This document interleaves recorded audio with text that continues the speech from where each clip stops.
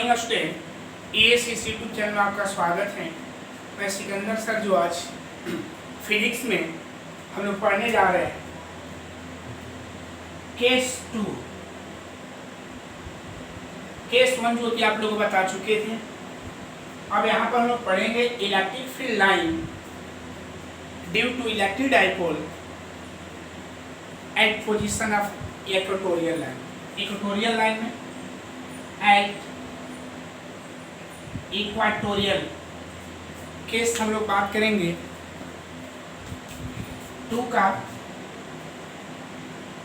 Case 2 का बात करेंगे at equatorial position. Equatorial position, ठीक है। कौन पोजीशन का बात करने जा रहे हैं? At equatorial position. At equatorial position, okay. At equatorial position, clear है। तो इसमें सबसे पहले हम लोग क्या करेंगे कि किसके द्वारा है बाबू? इलेक्ट्रिक डाइपोल के द्वारा ना। किसके द्वारा? इलेक्ट्रिक डाइपोल के द्वारा हम लोग इलेक्ट्रिक फील्ड निकालेंगे, ठीक है। तो सबसे पहले हम लोग क्या करेंगे, हम एक इलेक्ट्रिक डाइपोल लेंगे। तो इलेक्ट्रिक डाइपोल हम लोग का ऐसे होता है, इस पर माइनस क्यू चार्ज होता है, इस पर प्लस क्यू चार्ज होता है। इसके बीच के लेंथ को हम क्या लेते हैं? 12 लेते हैं, आप लोग जानते होंगे, ओके। इसका मिड पॉइंट 12 लेते हैं। यहाँ से यहाँ तक का डिस्टेंस ए होता है। इतना तक लोग इसको ए माने होंगे, इसको बी माने होंगे और इसको ओ माने। यहाँ तक का कंफर्म है।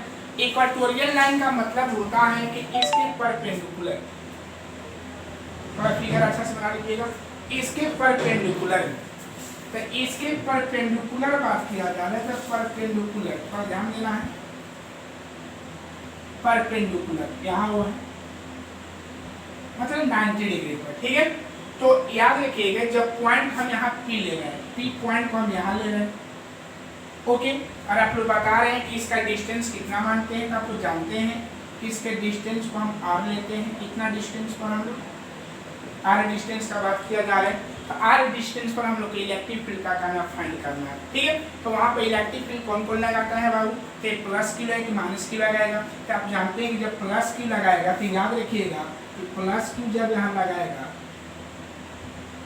तो प्लस क्यू जो सीधे चल जाएगा, क्योंकि आप लोगों को बताएं कि प्लस क्यू के द्वारा इलेक्ट्रिक फील्ड इवन वेक्टर होगा। और इवन की आगे इसलिए निकलेगा क्योंकि जहाँ पर हम लोग इलेक्ट्रिक फील्ड फाइंड करते हैं वह उस पॉइंट पर हम लोग का क्या है बाबू? प्लस क्यू नॉट चार्ज हम लोग का फिक्स है। कौन नॉट चार्ज है? Plus Q not charge fix रहता है। टेस्ट यूनिट चार्ज उसका नाम है, ठीक है। और जब ये लगाएगा, ये भी लगाने के लिए तो लगाएगा बाबू, लेकिन इसके इलेक्ट्रिक फील्ड का डायरेक्शन बताए हैं कि पॉजिटिव चार्ज के द्वारा इलेक्ट्रिक फील्ड जो होता है इलेक्ट्रिक फोर्स के डायरेक्शन में ही होता है, और नेगेटिव चार्ज के द्वारा जो इलेक्ट्रिक फील्ड होता है जिधर फोर्स लगाएंगे उसके जस्ट अपोजिट होता है। आई होप समझ गए होंगे। तो इसका डायरेक्शन हम लोग का जाना, थोड़ा इसको हम बता दें क्लियर से समझने के लिए, ठीक है। चलिए, एक ई वेक्टर हो जाएगा, ठीक है। इसका रिजल्टेंट हम ई वेक्टर रिजल्टेंट यहाँ से निकलेगा, इसको ई वेक्टर मान लिया और इसके द्वारा ए टू वेक्टर मान लिए, क्लियर है। इसको डॉटेड लाइन से हम इसको मिला दे रहे हैं। अच्छा, इसके बीच का एंगल हमको फाइंड करना होगा, ओके। चलिए, तो याद रखिए कि जब ये थीटा एंगल पर अगर झुका तो ये भी थीटा ही होगा। क्यों थीटा को समझ गए होंगे? क्योंकि दोनों इक्वल ही है ना। और 90 पर है, 90 पर है, दोनों ये दोनों को 90 पार्ट में डिवाइड कर रहा है, ठीक है। तो जितना एंगल इधर है उतना ही इधर भी हो सकता है, ओके। अच्छा, और ये पूरा एंगल का बात करेंगे तो हम लोग का 2 थीटा हो जाएगा। पूरा एंगल का जब बात करेंगे तो हम लोग का पूरा एंगल कितना हो जाएगा? 2 थीटा हो जाएगा, ठीक है। पूरा एंगल वहाँ पर रिजल्टेंट का एंगल पूरा कितना हो जाएगा बाबू? 2 थीटा हो जाएगा, ओके। क्लियर है, समझ गए। चलिए, अब ध्यान दीजिएगा कि जब ये डिस्टेंस का बात है, ये हम लोग का 90 डिग्री है, तो ये जो डिस्टेंस निकालेंगे R square plus L square हो जाएगा, और ये भी डिस्टेंस निकालेंगे तो R square plus L square हो जाएगा। समझ गए होंगे। चलिए, अब इसी को हम लोग क्या करेंगे, लिखेंगे, ठीक है। Let A B is a electric dipole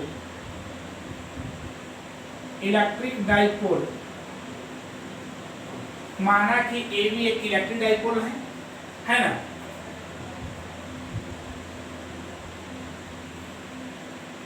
it's electric dipole moment, it's electric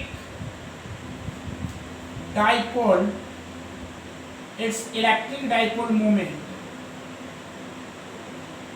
is P equal to QL। इसका इलेक्ट्रिक डाइपोल मोमेंट कितना है? P है। and O is the midpoint of electric dipole,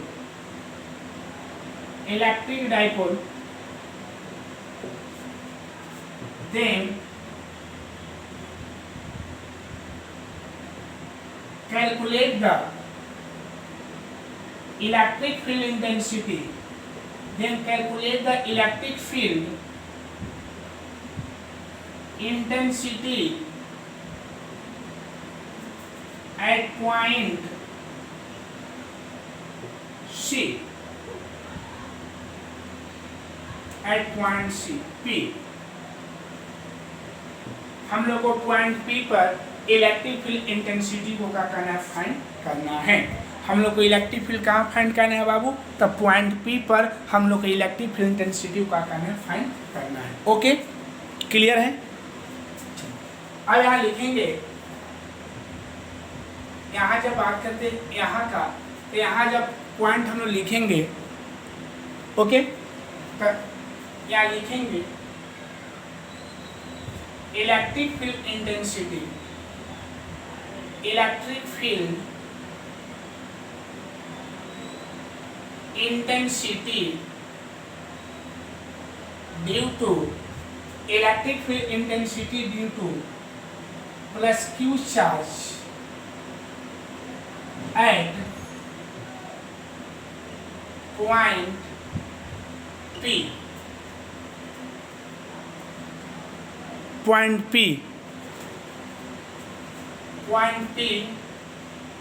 is E1, then E1 equal हो जाएगा plus Q charge के द्वारा है, तो 1/4 नॉट QA QB, B पर का चार्ज, अब बटा में डिस्टेंस, तो डिस्टेंस क्या लेंगे? BP लेंगे ना। तो E equal 1/4 not Q by BP का वैल्यू कितना है? √R² प्लस L² पूरा का होल स्क्वायर। तो E इक्वल 1/4 नॉट, यहाँ Q हो जाएगा और नीचे R² प्लस L²। ये हमारा E1 का वैल्यू हो जाएगा। क्लियर है? अब लिखेंगे, इसलिए therefore electric field intensity, electric field intensity due to minus Q charge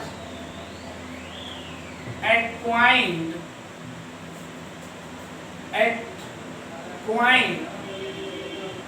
P is E2,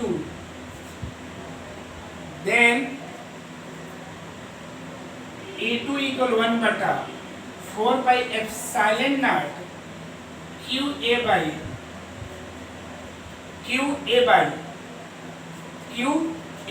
by कितना आ जाएगा बाबू? तो QA बाई हम लोग का AP का स्क्वायर बन जाएगा, और E2 equal 1/4 naught QA, A का वैल्यू A रहेगा, QA का, क्योंकि आपको बताया कि माइनस चार्ज लेकर नहीं चलते हैं, और बाई AP, तो AP का वैल्यू डिस्टेंस हम लोग का R² प्लस L² पूरा का whole square. E2 equal 1/4 not, और क्या बन जाए? Q by R² plus L²। Clear है? क्लियर है? देख लिए। सो E1 इक्वल E2 देख लीजिए। सो E1 इक्वल का E2 हो जाएगा, यानी E1 जितना E1 का वैल्यू हो जाएगा उतना ही हम लोग का E2 का भी वैल्यू होगा। क्लियर है? जितना हम लोग का E1 का वैल्यू होगा उतने ही हम लोग का किसका वैल्यू हो जाएगा, E2 का भी वैल्यू होगा। देखिए तो E1 इक्वल का हो जाएगा A2। फिगर को आप लोग समझ गए। फिर एक बार देख लीजिए कि let AB is a electric dipole, its electric dipole moment is P equal to QA and O is the midpoint of electric dipole, then calculate the electric field intensity at point P। हम लोग को electric field intensity का find करना है P पर। इस diagram को अच्छा समझ लीजिए, है ना। अब आगे हम बात कर रहे हैं, इसको इरेज कर रहे हैं।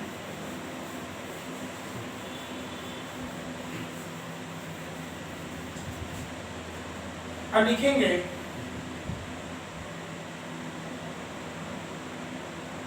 E vector is the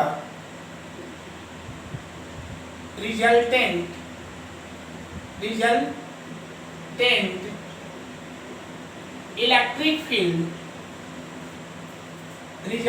electric field intensity at point P, then E vector equal हम लोग का हो जाएगा E1 vector plus E2 vector, taking both side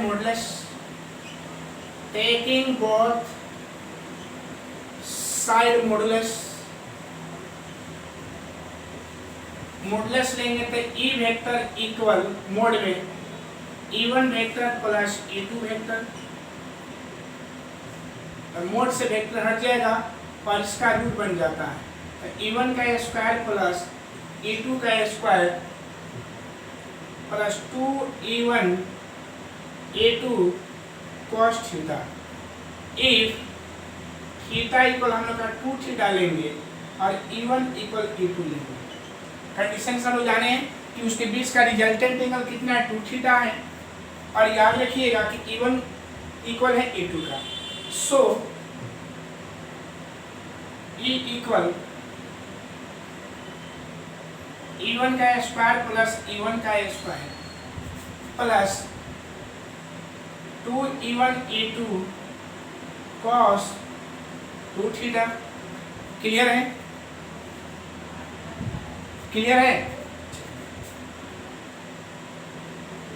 नीचे लिखा जाए 2E1 का स्क्वायर हो जाएगा प्लस 2E2 का स्क्वायर, 2 यहाँ भी E1 ही हो जाएगा, E1 E2 एक मिनट, 2E1 का स्क्वायर cos 2 थीटा। यहाँ हो जाएगा कितना बाबू, 2E1 का स्क्वायर का कॉमन ले लेंगे, जब 2E1 स्क्वायर का कॉमन लेंगे तो 1 प्लस cos 2 थीटा हो जाएगा। ओके, जब 2E1 स्क्वायर का जब हम लोग यहाँ कॉमन लेंगे तो हम लोग कितना हो जाएगा, 1 प्लस cos 2 थीटा हो जाएगा। समझ गए? चलिए अब इसको हम मिटा रहे हैं, इरेज कर रहे हैं। तो अब ध्यान दीजिएगा तो E इक्वल हम लोग का हो जाएगा रूट E1 का स्क्वायर, और आप लोग जानते होंगे त्रिकोणमिति पढ़े होंगे तो 1 प्लस cos 2 थीटा का जो फार्मूला होता है 2 cos a स्क्वायर थीटा होता है। आप लोग पढ़े होंगे तो इसके अकॉर्डिंग हम लोग चढ़ेंगे तो 2 cos a स्क्वायर यहाँ थीटा हो जाएगा तो क्या हो जाएगा हम लोग का 4 हो जाएगा। यहाँ E1 का square cos a square theta हो जाएगा। E इक्वल 4 का रूट का होगा 2E1 और यहाँ cos थीटा हो जाएगा। इसको इक्वेशन का मान लिए 1 मान लिए, ठीक है। तो देख लिए E1 लिखे हैं, एक क्या हम लोग का E1 है का E equal to E1 cos theta, इसको इक्वेशन का मान लिए 1 मान लिए, ठीक है। आई होप देख लिए कि कैसे इसको हम लोग क्या करें, हल करें, ठीक है। तो एक बार देख लीजिए कैसे इसको हल किया जा रहा है। ओके, क्लियर है? चलिए अब हम आगे की ओर नेक्स्ट पॉइंट को बढ़ते हैं। तो ए इतना हो गया, इसको इरेज कर रहे हैं। अब देखिए बाबू, हम लोग का E1 का वैल्यू तो मालूम है लेकिन cos थीटा का वैल्यू मालूम नहीं है, तो cos थीटा हमको निकालना होगा। तो लिखेंगे in triangle A OP. In triangle AOP का जब बात करेंगे तो हम लोग cos थीटा इक्वल क्या होता है, बेस बाई हाइपोटेनस, मतलब आधार बटा कर्ण। तो हम लोग का जो देखिए जहाँ एंगल बनता है एक्यूट एंगल मतलब न्यू कोण बनता है उसके सामने वाला साइड परपेंडिकुलर होता है, और जहाँ 90 बनता है उसके सामने वाला हाइपोटेनस है नीचे वाला। तो बेस कितना हो जाएगा OA, अब आई हाइपोटेनस का हो जाएगा AP। तो cos थीटा इक्वल क्या हो जाएगा, OA का वैल्यू कितना है, तो OA का वैल्यू हम लोग का L है और इसका वैल्यू कितना AP का R square plus L square. तो हम लोग का cos थीटा का वैल्यू निकालेंगे, तो लिखेंगे पुटिंग द वैल्यू ऑफ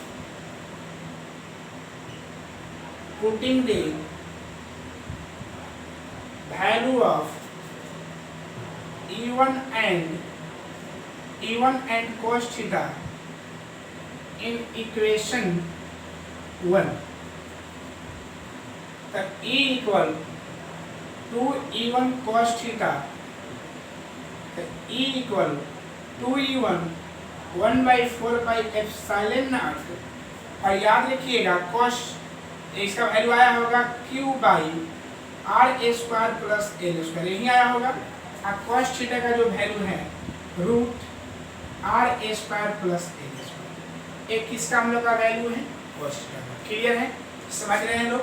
चलिए आगे देखिए, E equal 1/4 pi epsilon not सजा दे रहे हैं तो 2QL, और याद रखिएगा R square plus L square, और इसके पावर 1 मान ले रहे हैं, और जब इसको रूट हटाएंगे R square plus L square 1/2। आप लोग बताएं कि जब रूट जब हटता है ना तो उसका पावर हम लोग क्या लिखते हैं 1/2, जहाँ रूट हटेगा उसका पावर हम लोग क्या लिखते हैं 1/2 लिखते हैं, ठीक है। जहाँ पर रूट हटेगा उसका पावर हम लोग क्या लिखते हैं बाबू 1/2, जहाँ पर रूट हटता है उसको हम लोग क्या लिखते हैं 1/2। क्लियर है, कंफर्म है, फिगर का जरूरत नहीं है, इस फिगर को इरेज कर दे रहे हैं। ओके,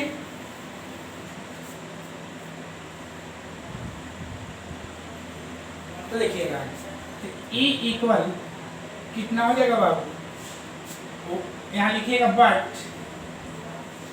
आप लोग जानते हैं कि P इक्वल 2QL होता है, सो इसलिए क्या हो जाएगा E equal 1/4 pi epsilon not, और ऊपर P हो जाएगा और नीचे R square plus L square, अब पावर 3/2 हो जाएगा।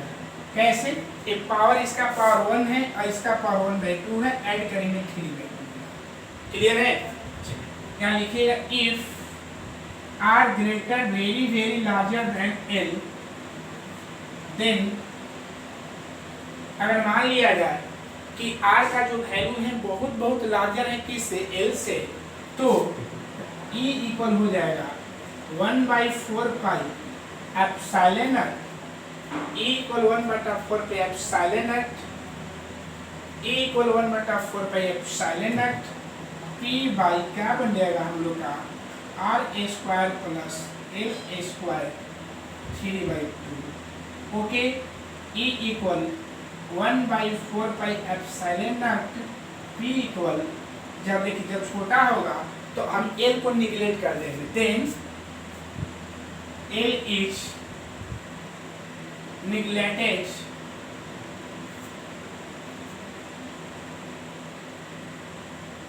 रिस्पेक्ट टू R, यानी R के रिस्पेक्ट में L को हम लोग क्या कर सकते, निगलेक्ट मतलब हटा सकते। जब हटाएंगे तो हम लोग का पावर हो जाएगा 3/2, 2 से 2 कैंसिल हो जाएगा, देख लीजिएगा। तो 1/4 pi epsilon not P by कितना आ जाएगा R की, 2 से 2 कैंसिल हो जाएगा R की, और यही हम लोग का फॉर्मूला हो जाएगा। ठीक है, तो कोई पूछेगा कि इक्वेटोरियल पोजीशन में हम लोग का electric field intensity due to electric dipole, मतलब इलेक्ट्रिक डाइपोल के अकॉर्डिंग, इलेक्ट्रिक डाइपोल के द्वारा, ठीक है, इलेक्ट्रिक डाइपोल के द्वारा जो हमका जो इलेक्ट्रिक फील्ड इंटेंसिटी जो होगा इक्वेटोरियल लाइन में कितना होगा। ठीक है, तो याद रखिएगा कि जो इक्वेटोरियल लाइन में जो होता है इलेक्ट्रिक फील्ड इंटेंसिटी जो होता है हम लोग का कितना होता है, तो क्या बोलिएगा E इक्वल 1/4 पे एप्सिलॉन नॉट P बाई कितना आ जाएगा R। ओके, E इक्वल 1/4 पे एप्सिलॉन नॉट P बाई कितना बन जाएगा R। तो ये हम लोग का क्या है, मेन पॉइंट है। Okay, that is E directly P हो जाएगा और ई इनवर्सली 1/r। ओके, फिर हम लोग का electric field intensity due to electric dipole at axial position, मतलब एक्सियल पोजीशन में electric field intensity due to electric dipole के द्वारा इलेक्ट्रिक फील्ड इंटेंसिटी कितना होता है, किसमें, axial line, equatorial line. Okay,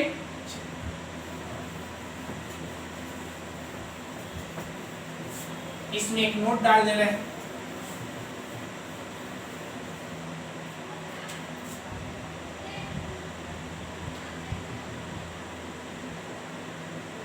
note में पहला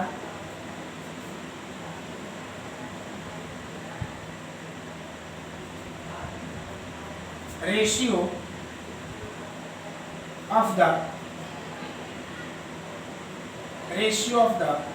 of electric field intensity,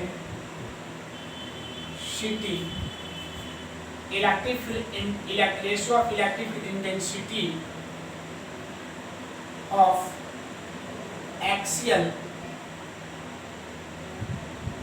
line and equatorial line, equatorial line। हम इलेक्ट्रिक फील्ड इंटेंसिटी का बात कर रहे हैं, रेशियो का, किसमें, एक्सियल और इक्वेटोरियल लाइन का। ठीक है, वी नो दैट, ये हेडिंग था, हेडिंग है, और लिखिए, वी नो दैट